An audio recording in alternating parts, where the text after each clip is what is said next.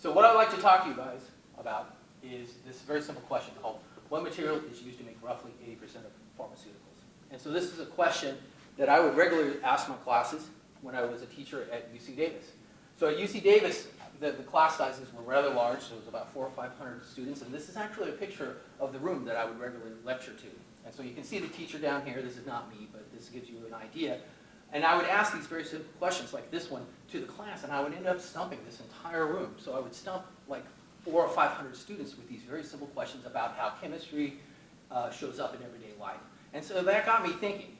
And overall, in my teaching, that made me start asking more questions in my classes, and I started investigating them more, and ended up writing a whole book about it. So in order to expand on this question, what we're going to look at is probably one of the most simplest pharmaceuticals, which is aspirin. So aspirin was first created in 1897 by a chemist that worked for Bayer. I think we've all heard of Bayer aspirin. And aspirin is based off of this molecule called salicylic acid, which was originally found in a willow tree. So chemists would go along and they would find sort of traditional cures and go inside of there and try to find, what molecule was causing the medicinal effect. And it was very well known that you could take the bark from a willow tree and make tea out of it, and it would get rid of a headache. And so chemists came along and went and looked inside of the willow bark and said there was salicylic acid in there, and then they kind of played around with it, and they ended up coming up with acetylsalicylic acid, or aspirin. And so the idea here is aspirin is the most commonly used pharmaceutical worldwide. So we go through about 40,000 tons of aspirin, or about 120 billion tablets of aspirin per year. And the idea is just about everybody has taken aspirin at one time or another, but nobody knows where it comes from. And this is why I'm so passionate about this question. So I think most people understand that it doesn't come from the willow tree. So we don't literally have huge forests of willow trees out there that we chop down and extract out salicylic acid. I think most people understand that you make it during an industrial process synthetically, but most people don't know where it comes from. What do we use to make the aspirin? So aspirin, the aspirin that we take, is made artificially or synthetically in an industrial process, but what do we use to make it? So what do we take to make the aspirin? And I'll give you guys a hint that this is same material, the stuff that we use to make aspirin is used to make about 80% of pharmaceuticals. So if you think about it, where do you get 40,000 tons of anything? And that's just to make aspirin. And then you multiply that by all the other pharmaceuticals, 80% of them.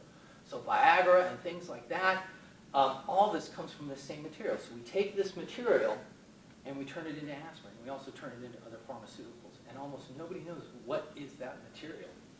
So in reality, what it is petroleum. And very few people understand that. So the idea is we need to have a very cheap carbon source, and that's what petroleum is.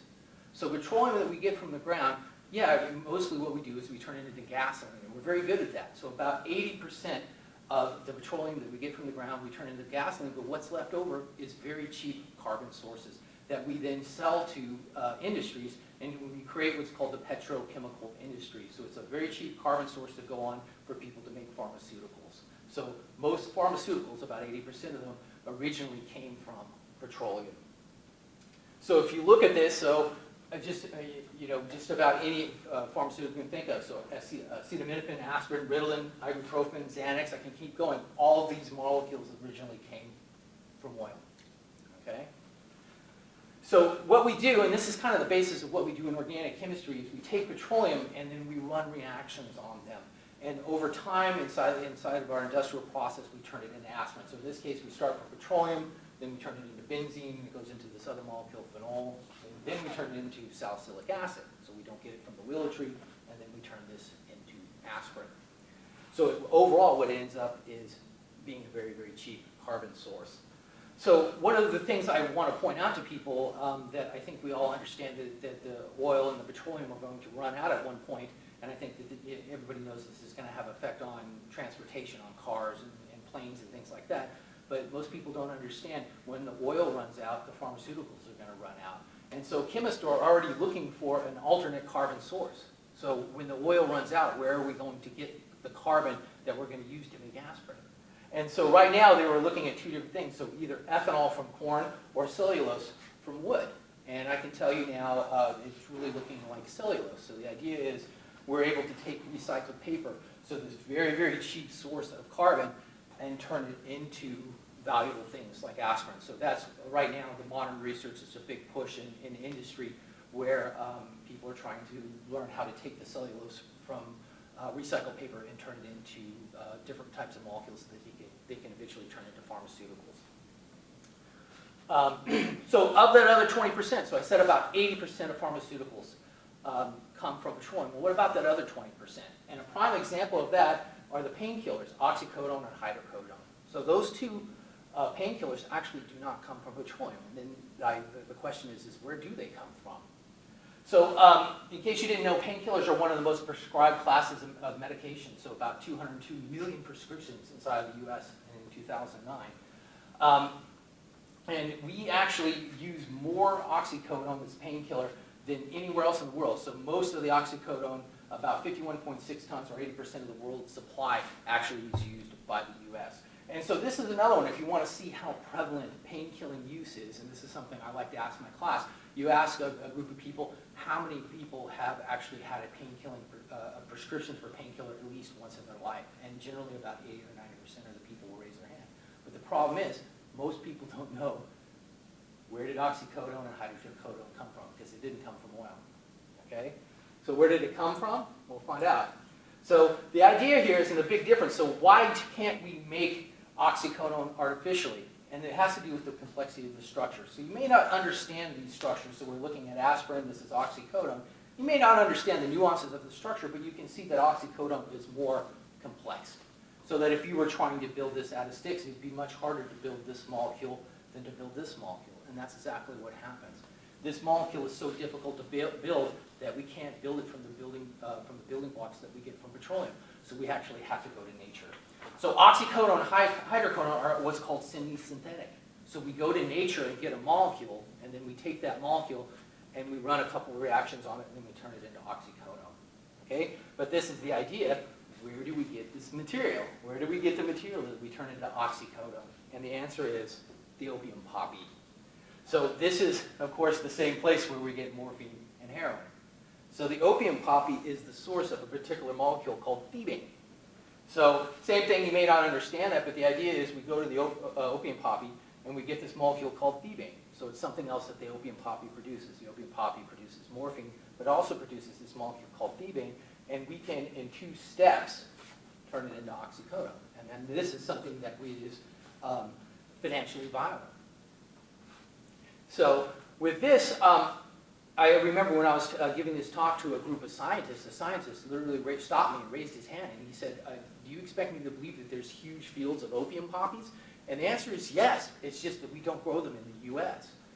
All the opium poppies that we use for the thebane, that we use to make painkillers here in the U.S., are actually grown outside of the U.S. So the major suppliers are actually in India and Turkey. So this is actually a picture of an opium poppy in Afghanistan. So outside of the country, they grow these huge fields of opium poppies. They isolate out the thebane, and they send it to the U.S. So we are actually the world's largest importer of thebane. And so this is one of my main points. We, as a country, send out billions of dollars outside of the U.S. for other countries to grow opium poppies and make thebane and give it back to us. And the reason why is this was a policy. The U.S. just decided that we weren't going to grow opium poppies inside of the U.S. So we decided that we were going to limit the number of countries that made opium poppies, so just the U.S. decided not to do that. And the problem is yeah, absolutely, you can grow opium poppies inside the U.S. So the state flower of California is a poppy. So we could be growing our own opium poppies here in the United States. And they've actually shown that this would be a very valuable crop for farmers. And actually in Canada has actually started growing their own opium poppies to isolate their own thebane. So this could be a very financially viable source of money for farmers. But here in the U.S., we just don't do it. So we can see the opium poppy here makes a wide variety of molecules. We make thebane, and from thebane we get oxycodone. But this is also the original source of morphine, and morphine is used to make heroin. Once again, we also make the hydrocodone and codeine. Also, all of these molecules come from the opium poppy. Okay, so you could say, I mean, is this going to be a problem that we are getting, oxycodone and hydrocodone from the same place that we're getting morphine and heroin? Yeah, it's a problem.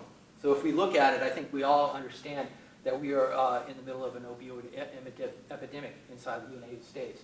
So opioids are the most prevalent class of abused prescription drugs inside the United States. In 2007, there was 12,000 deaths due to opioid-related overdoses.